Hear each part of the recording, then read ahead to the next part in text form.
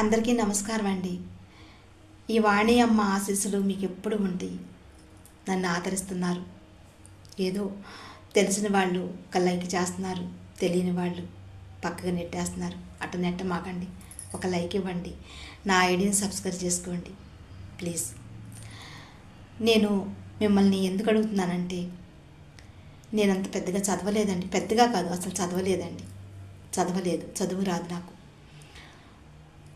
అంతేకాదు, ఈ యూట్యూబ్ ఛానల్ని ఎలా పెట్టాను అంటే నేను కూడా పెట్టలేదు.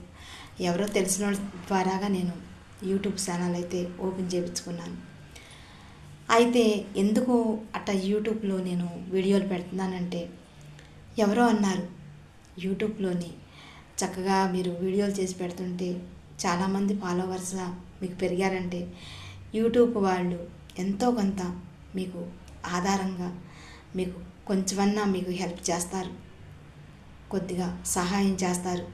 ఆ సహాయం అందుకుంటూ మీరు ఎంతో కొంత ఏదో రకంగా సహాయం చేస్తే ఆ సహాయం మీకు ఎంతో బాగుంటుంది అని అన్నారు.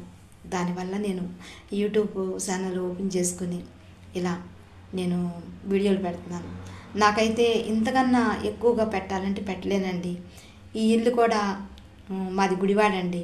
గుడివాడ ప్రభుత్వం వాళ్ళు ఇచ్చిన ఇల్లు ఇది.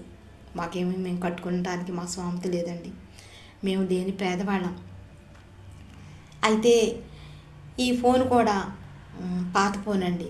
ఎవరో ఏదో తెలిసిన వాళ్ళు పాడైపోయింది ఫోను, బాగు చేయించుకో అని అన్నారని తీసుకుని ఇలా యూట్యూబ్లో పెట్టుకుంటే నా వీడియోలు బాగుంటాయి అని పెట్టుకుంటున్నానండి.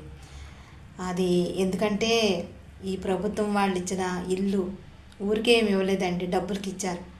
నెలకి 3,500, 500, 600, 3,000 చిల్లరి కట్టుకుంటా వెళ్ళాలంట 20 సంవత్సరాలు. ఆ బ్యాంకు వాళ్ళు కూడా వడ్డీ తెగేసేసాడండి.